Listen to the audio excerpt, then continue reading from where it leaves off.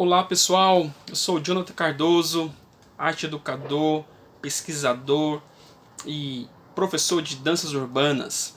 Hoje estamos aqui para dar início a mais um estudo, a mais uma matéria de conteúdo do nosso curso Ateliê de Danças Urbanas, ok?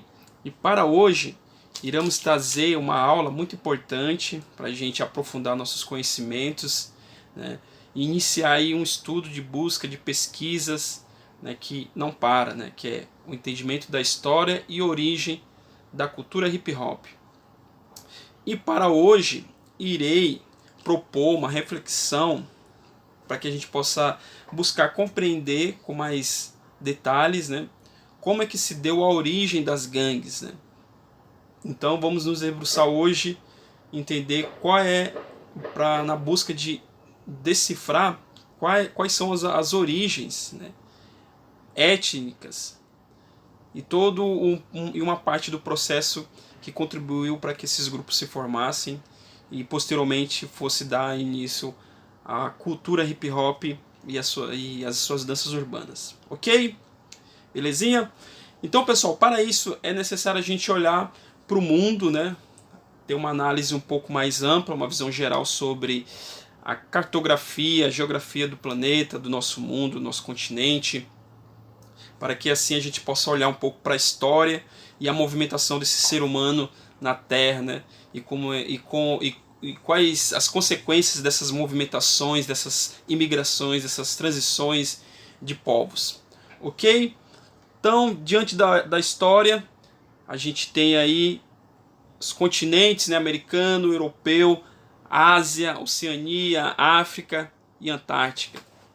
Nesse sentido, o povo europeu, né, ele começa aí um processo de aperfeiçoamento da técnica da navegação, né? Então, aperfeiçoando sua técnica de navegação, o europeu começa a desbravar o mundo, né, nessa forma de se movimentar pelo mundo, né? Então chega na Europa e chega na África e ao ter contato com o povo africano escraviza-o, né? Então faz esse processo de escravização, certo? E no segundo momento, né, volta do século XV, eles chegam aqui na América, né? Então o europeu faz esse movimento, né, de sair da Europa e em direção à América, encontrando esses povos, né, os povos que já moravam aqui há muitos tempos, né, desde do início da formação do mundo, os povos já habitam várias partes do planeta. Os estudos científicos mostram que os primeiros povos surgiram na África e foram subindo para a Europa, foram para a Ásia, até chegar no Brasil, na América, no continente americano, que hoje se chama América, né? E foram descendo e foram povoando o mundo. E por volta do século XIV, né, o europeu chega na América. Chegando na América, iremos ter um grande choque de civilizações, né? Um grande choque de culturas, né? Então o europeu chega-se trazendo, né, o outro povo, o povo africano, para nossas terras e escravizando os que já estavam aqui, dando início aí a um grande processo de colonização, né, de colonização da cultura, do ensino, né, por vários caminhos aí, pela igreja, pela economia, pela cultura, pela linguagem. Então eles começam a fazer um grande processo de destruição, de roubo da cultura dos povos que estavam aqui. E caminhando nessa movimentação, trazem, né, a primeira instituição, que é a instituição da igreja. Então a igreja traz aí essa forma de ensinar, né? Então surgem os primeiros professores vindo da Europa com o objetivo de catequizar a religião, né, a forma do povo nativo, do povo original dessa terra, a entender, né, entender o que é religião. Então impuseram isso, né, aqueles que não quiseram aceitar, muitos foram exterminados, e esse processo ainda continua até hoje, né. Então chega-se a igreja aí como um grande ponto, né, de análise aí para a gente entender como é que é a formação cultural da América, né, dos povos que aqui viviam. Com isso, com essa chegada do europeu, né, a escravização ela é acentuada, né? Então tem-se aí a escravização como um ponto, né, um forte aliado para a economia, né? Então, por muito tempo, os povos da terra, os indígenas, que depois batizam esse nome de indígenas, né, achando que estavam chegando na Índia, e essa forma de escravizar o outro, isso gera riquezas, né, porque riquezas econômicas, né, porque você tira a força de trabalho de um grupo para outro grupo, né? Então isso acontece por muito tempo na história da humanidade, ainda hoje, né, existe também, né? E as coisas vão se dando dessa forma, muita violência, muita luta, muita resistência, para não sofrer essa invasão, né? Então passamos aí por uma fase de muita luta, né, em busca da nossa identidade, né, e da nossa sobrevivência. Então, com isso, os tempos vão passando, né? O europeu ele entende que para continuar com o seu projeto de colonização se faz necessário a abolição da escravatura, né? Então, por volta de 1863, os Estados Unidos começam seu processo de abolir a escravidão, processo que ainda continua até hoje, e com isso os grupos são jogados às margens, né? Sem direitos, sem reivindicação, né, daquilo que foi tirado, né? Então esses grupos eles são colocados à margem da sociedade, à margem desse novo espaço geográfico que é modificado a todo momento, né? Então aí começa uma outra luta, que é a luta do reconhecimento dessa cultura, desse povo, né, por direitos culturais, por direitos humanos, o direito de sobreviver. Então temos aí um outro fato histórico para a constituição da aula, do entendimento da aula de hoje. Os tempos passam, né, a estrutura está montada, né? Então temos aí uma estrutura europeia montada, né? Então a estrutura para poder dar certo, a estrutura é basicamente essa. Segundo Paulo Freire, existe ação antidialógica, né? Então eles chegam conquistando, né? Então isso se chama conquista, depois divide, né, essa ação de escravizar e trazer o outro para um lugar que não é o dele, não pertence, já é um passo para manter a divisão dos povos, né? Que você tem povos diferentes, então você faz a ação de manipular, você manipula, né? Seja economicamente, seja culturalmente, seja pela igreja, seja pela religião. Então é mais uma arma do invasor, né? E por último a invasão cultural, que ela é mais ampla, então acontece a todo momento. Então a estrutura está fortemente montada para manter a sociedade capitalista, né? O capitalismo ganha sua forma, né, que se desdobra até hoje. Então você tem a estrutura básica aí, né? Os trabalhadores, aqueles que foram explorados ao longo do processo, para manter aquelas riquezas que foram roubadas, que foram saqueadas, mantém-se, né?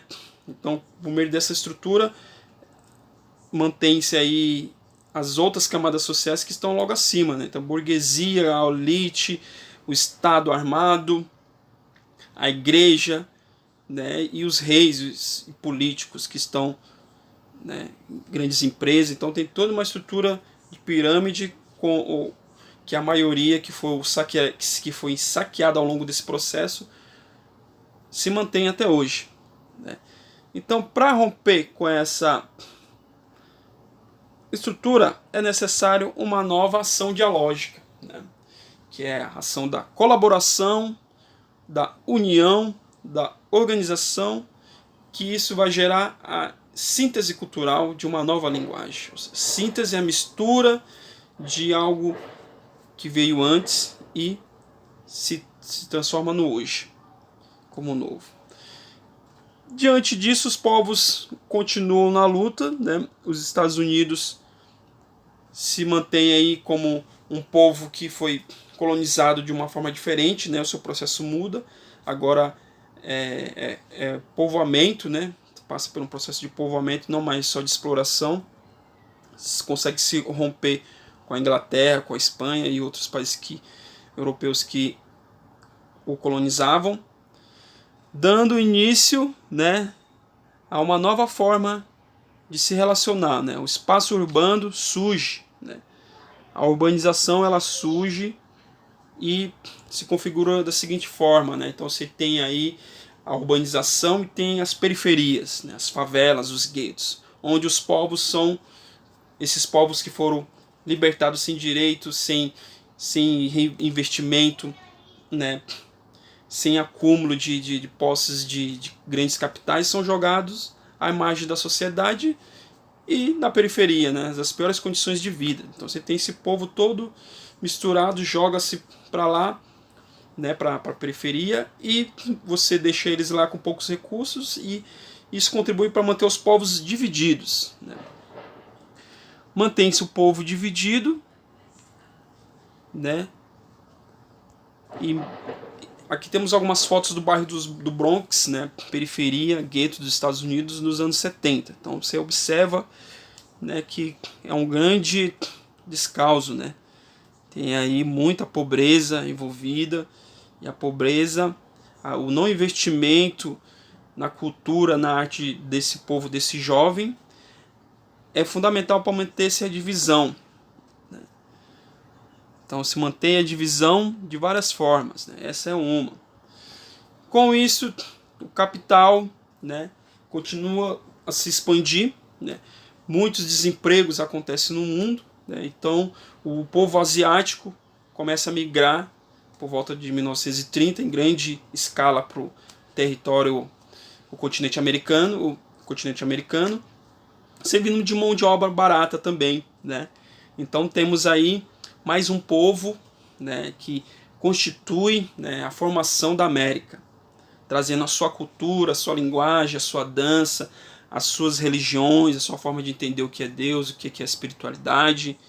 Isso tudo para o território dos Estados Unidos, dando início àquilo que vamos chamar de gangues, né? Então temos aí a forte industrialização, né, do continente americano, a urbanização, a migração asiática e, por fim, a formação da periferia, né? Então, a periferia ela é constituída por esse processo histórico. E quais são os povos que estão dentro dessa periferia, né? São os povos asiáticos, africanos, indígenas, e os europeus que ficaram pobres também migram, são jogados à margem, né? Então essa é a formação étnica das gangues, né? Então tem esse filme que a gente indica bastante, que é o filme Blonde e Blowout, né? Blonde e Blowout. É um filme que foi lançado em 1993. Existem outros filmes mais antigos, mas esse foi um que nos marcou bastante e deu pra gente entender um pouco mais como é que se forma a constituição das gangues lá, né? É um filme dramático, épico americano de 1993, dirigido por Taylor. Ele segue as vidas entrelaçadas de três parentes chicanos de 1972 a 1984. Então ele traz esse trecho aí dos parentes chicanos, né? Então ele mostra conta uma história bem interessante, que é um dos personagens, que é esse que está aqui no meio. Ele nasce branco, né, biologicamente branco, de olho azul, cabelos louros, só que ele é da periferia, né? ele é fruto de uma miscigenação aí, que o pai é americano, é europeu, e a mãe é ticana, é descendente de indígenas, né? Então ele tem esse cruzamento, e quando ele vai preso, né, ele acha que ele vai ser acolhido pelos ticanos, e não é acolhido, né? E é jogado para fora da ala dos ticanos. E se ele for para os africanos, ele vai ser né, exterminado. Então ele acaba tendo que se virar lá com o pessoal branco, de olho azul da Europa, né? Então mas só que ele tenta fazer esse processo de ser aceito pelo grupo que ele foi criado, né? Então ele pinta o cabelo de preto, começa a fazer tatuagem, e para ser aceito ele precisa fazer vários rituais para poder entrar na gangue dos ticanos. O ticano entender que ele é membro, né? A mãe dele que pariu ele, que é, né, que define ele enquanto ser, e por onde ele foi criado também. O pai dele ele não conheceu. O outro irmão dele já segue o caminho ao contrário, vira militar, né? E vai ser contra ele, né? Então tem todo esse conflito aí dentro desse filme, que é bem interessante, que vai narrando aí como é que as gangues são etnicamente constituídas, divididas, né? Dentro da periferia, né? E dentro das cadeias, né? Então, gente, fica aí, né, o nosso resumo da aula de hoje nesse filme, né? Tem outros filmes para vocês assistirem. Vocês podem estar acessando aí outras referências a partir desse, e nos colocamos aí à disposição para estar conversando, dialogando, né? Então a gente tem todo um cenário constituído, né, para que as gangues venham ter, né, reconhecimento entre si, né?